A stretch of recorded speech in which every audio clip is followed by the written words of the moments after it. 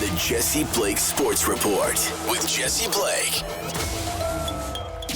Welcome to the Jesse Blake Sports Report. Whether this is your first time here, your last time here, or somewhere in between, I appreciate that you're here today so that we can discuss how this is Matt Rempe's world and we are all just living in it. So I'm recording this on Sunday night after the Rangers lost 4-2 to the Columbus Blue Jackets, ending their 10-game winning streak. It's on the second night of a back-to-back, and I'm going to excuse this loss. I don't even want to talk about the game.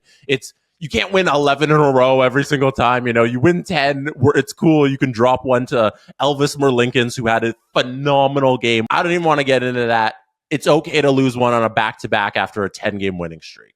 But Matt Rempe is all I want to talk about because he fought Matthew Olivier today. And some of the discourse coming out of Matt Rempe and Olivier fighting is that, Rempe, you got to learn how to turn down a fight every now and again.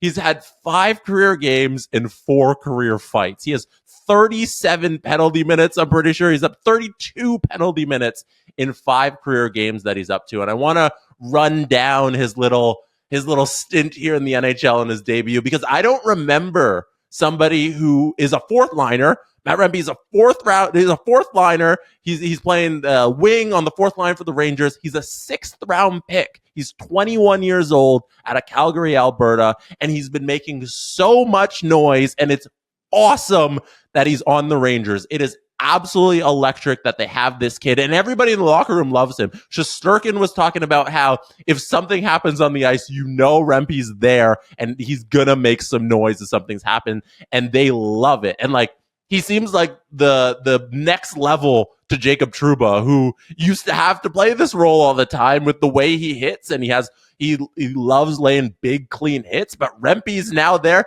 laying big hits and fighting everybody that comes in his sight. But backtrack. Let's walk down his first 5 games in the NHL because it starts in this epic lore of being the first ever player to debut in an outdoor game. So the New York Islanders played the Rangers outside in New Jersey. Awesome event. Apparently everybody who attended it absolutely loved it. Thought it was a great event to see in person. On TV, you got the cool vibes, but the ratings are never there anymore for the NHL outdoor games. But that's besides the point. It was a great event, and Rempe starts his career outside, and seconds into the game, he fights Matt Martin.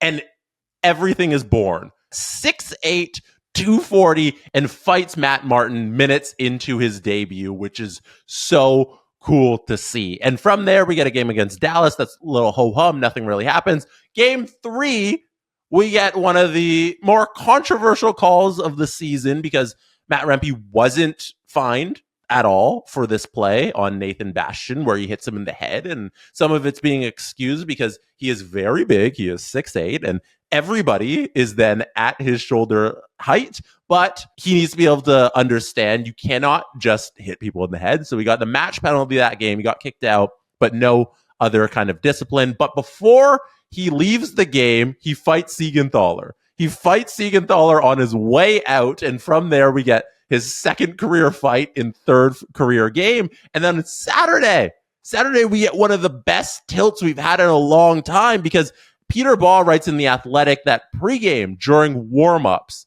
Matt Rempe was lurking around. He was lurking around, and Nick Delorier saw him in warmups.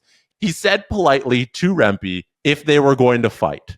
Rempe never wanted to back down, responded with a hell yeah. And they have an epic tilt. I think Matt won that one, even though Nick Delorier was the one who took him down in the end. I thought Rempe got more shots in overall in the fight, and I think the decision goes to Matt Rempe.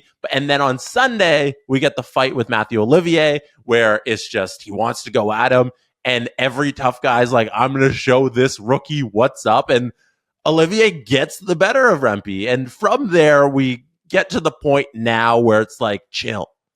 Matt, we know you. We know you're 6'8". We know you're going to fight. We know you are this raucous Alberta kid who isn't going to take anything from anybody, and we love you for it. You are electric. You are what the Rangers need to carry them deep into the playoffs. I don't even know. I'm saying carry them deep into the playoffs, but does Matt Rempe make this lineup once they go get Adam Henrique for their third line center position or something like that. You know, when the Rangers upgrade their forward group at the trade deadline, who knows if Rempe's going to make him the lineup. But if he finds a way to stick around and they utilize him, I'd love to know your thoughts on if you think they should keep him around for his tough guy abilities. I want to know if they still utilize this, because what he brings on the ice is this physicality, and everybody is intimidated by what Matt Rempe can bring to the table, and we love him for that. But I've gone this whole video and I haven't mentioned that Rempe scored on Saturday. He scored his first career goal on Saturday, and that's like the fourth headline when you talk about Matt's 5-game career so far. You barely talk about how he scored one off of his body and into the net. It wasn't a pretty goal, but he scored on Saturday his first career goal. He also assisted on Sunday against the Blue Jackets, got his first career assist. He's up to 2 points in 5 games, which is decent for a fourth liner. But while they're trying to win games, is it useful to have this player who might not bring the offensive skill set, but can bring this intimidation factor to the lineup? That's what, for me right now, is the most interesting thing about Matt Rempe. How intimidating is he in this lineup? And does that justify him having a spot in the forward group once they get another couple pieces at the trade deadline, which I'm assuming Chris Drury and management are going to do come March 8th. They'll add to this group. And does that push Rempe out? Is he too big of a force to leave him out of this thing? Is he so important and crucial to everybody else on the ice standing a little taller moving forward for the Rangers? That's what's interesting about Rempe right now. He's doing enough to justify his spot in the lineup, and the intimidation factor might be so strong, and the offensive capabilities might be there that you can just keep him in. And I don't know if we're witnessing the next great tough guy in the NHL, but being 21 and 5 games into your career, having a goal and an assist and 4 fights is one hell of a start. And if I'm the Rangers personally, I leave it until it hurts you. You've won 4 of the 5 games with him in the lineup. He had a game-winning goal on Saturday. The 2-1 goal that bounced off of him and went in ended up being the game winner. I think you just got to roll with him right now. Keep him in there until it hurts you.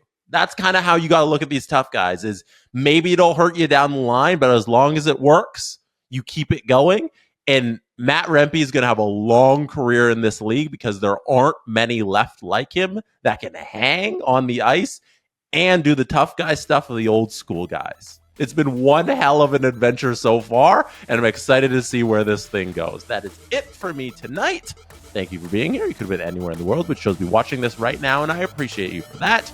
Good night from Toronto. And that is how it's done. The Jesse Blake Sports Report with Jesse Blake.